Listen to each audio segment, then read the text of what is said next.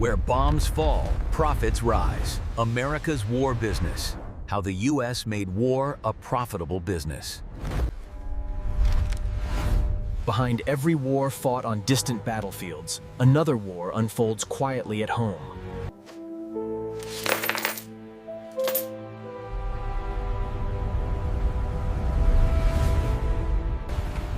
As Europe tears itself apart in the fires of war, America stands untouched, watching closely, preparing to turn another. While cities burn overseas, America's factories remain untouched, expanding relentlessly, converting global Flood. As governments struggle to finance destruction, banks quietly step forward, offering credit with conditions.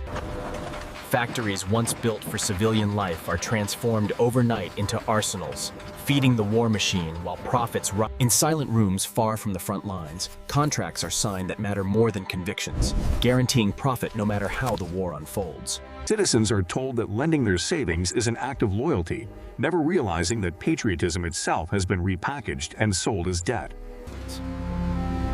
The government absorbs the risk, the public pays the cost, and corporations collect the reward. Thus, by the war's end, something far more dangerous has been perfected, a financial blueprint that ensures. When the war ends, the fighting stops, but the payments begin, binding broken nations to a financial system they no longer control. By war's end, the United States no longer borrows from the world, it lends to it, reshaping global power without firing another shot. Between wars, the system does not rest. It studies, adjusts, and quietly prepares for the next opportunity hidden inside global crisis. Once again, sacrifice is repackaged as investment, turning citizens into lenders while the true costs of war quietly accumulate. As war returns to the world, America's industrial engine roars back to life, ready once again to turn conflict into economic momentum. What began as emergency spending becomes permanent policy, locking the economy into a cycle where preparation for war never truly ends. War spending becomes a tool of economic management, keeping factories running and employment high, regardless of the human cost elsewhere. Even as wars fail on the battlefield, the financial system succeeds, proving that victory is no longer required for profit. When gold is removed from money, trust replaces metal, backed not by reserves, but by power and force. Long after the headlines fade, the system continues operating, converting uncertainty, fear. With nuclear fear gripping the world, military spending becomes untouchable, justified not by war itself, but by the constant. Weapons do not need to be fired to generate profit. Simply preparing for war is enough to keep the money flowing. The cost of war no longer arrives in visible bills, but in silent debt, spread thin enough that few ever notice. As war spending floods the system, inflation becomes the invisible tax, quietly transferring wealth upward. As gold fades from money, oil takes its place, guarded not by vaults, but by military power. Intervention is sold as stability, while the financial engines of war continue operating without interruption. Modern warfare doubles as advertisement, proving weapons in real combat to secure future contracts. Wars become faster and cleaner on screen, while their financial rewards stretch far beyond the battlefield. Before entering the war, America becomes its supplier, transforming factories into an arsenal that feeds global conflict at unprecedented scale. Major corporations receive guaranteed contracts, ensuring profits regardless of cost, efficiency, or outcome on the battlefield. While Europe rebuilds from ruins, the United States stands financially untouched, dominant, and in control of the global system. With the Cold War, military spending becomes permanent, embedding conflict directly into the economic system. Vietnam becomes the clearest example that wars can fail militarily while succeeding financially. After abandoning gold, the United States secures a new foundation for its currency by tying global oil trade directly to the dollar. By pricing oil exclusively in dollars, the United States ensures global demand for its currency regardless of trade deficits. Military presence in the Middle East becomes the enforcement mechanism protecting the dollar-based oil system. Oil shocks reveal how deeply global economies now depend on energy priced and controlled through financial power. Iraq's invasion of Kuwait threatens not only regional stability, but the global oil system tied directly to the dollar. For the first time, war is broadcast live, showcasing military technology while defense company stocks quietly rise.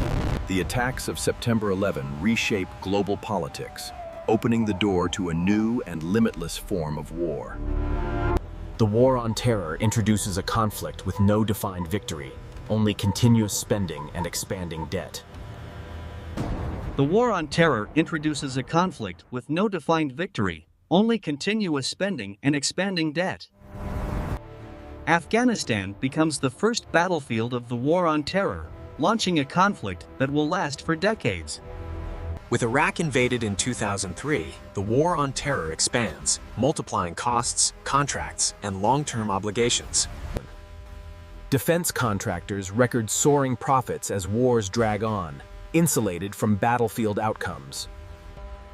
The wars in Afghanistan and Iraq ultimately cost trillions, financed almost entirely through borrowed money. Unlike previous wars, there are no war bonds, no shared sacrifice, only deferred debt. Even after fighting slows, interest on war debt continues to grow, quietly locking in long-term costs.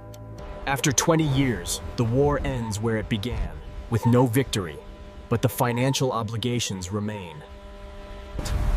Despite military failure, the wars succeed financially, with contracts honored and profits secured. What was once extraordinary becomes routine, as war debt settles permanently into the financial system. What President Eisenhower warned about becomes reality, a permanent military-industrial complex embedded into the American economy. Defense spending becomes a permanent fixture, increasing year after year, regardless of whether the nation is at war. Defense spending becomes a permanent fixture, increasing year after year, regardless of whether the nation is at war.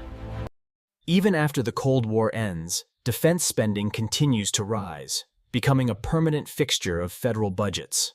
Today, U.S. defense spending exceeds $800 billion annually, larger than most nations' entire economies. Across the country, entire regions rely on defense contracts, tying local economies directly to continued military spending. War spending is financed through bond markets, with Wall Street underwriting deficits year after year.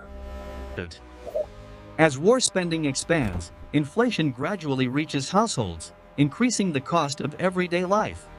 Rather than direct war taxes, costs are shifted through inflation, debt, and reduced purchasing power. The Federal Reserve supports massive government borrowing, keeping interest rates low as war debt expands. Financial tools developed for wartime are now routinely used to manage economic crises.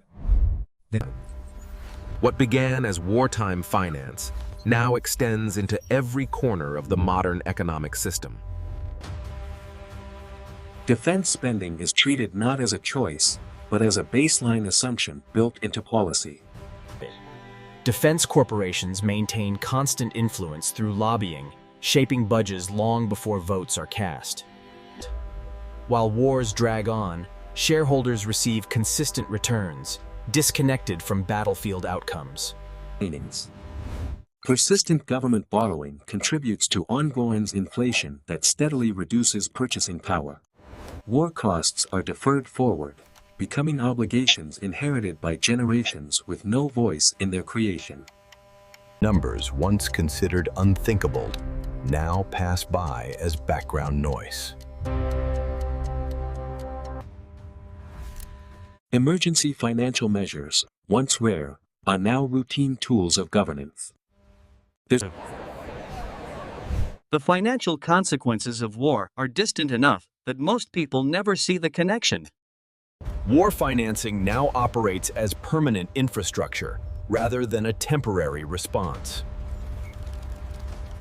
Even without active conflict, military systems remain in constant readiness, requiring uninterrupted funding. Even without active conflict, Military systems remain in constant readiness, requiring uninterrupted funding. Weapons research never reaches completion, ensuring a permanent cycle of development and spending.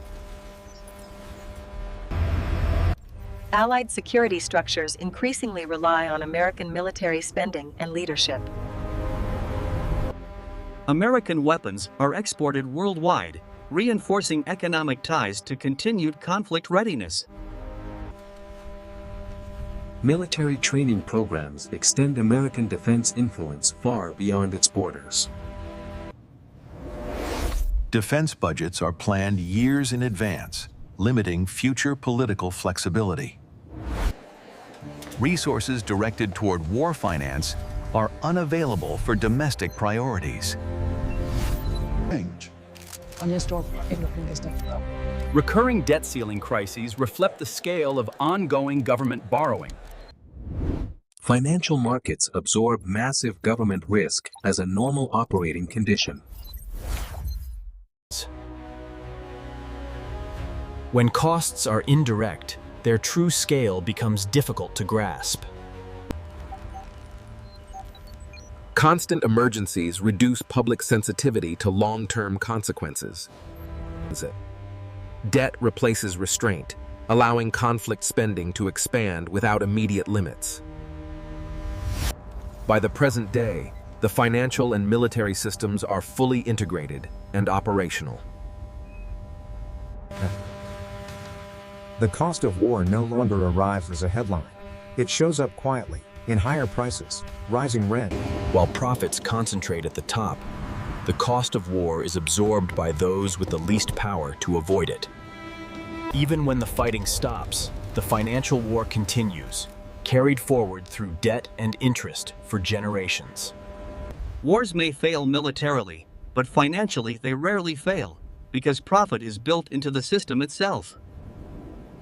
When viewed across history, war and finance move together, forming a pattern that repeats again and again. Understanding how war is financed is not history for the past. It is knowledge that shapes your present and protects your future.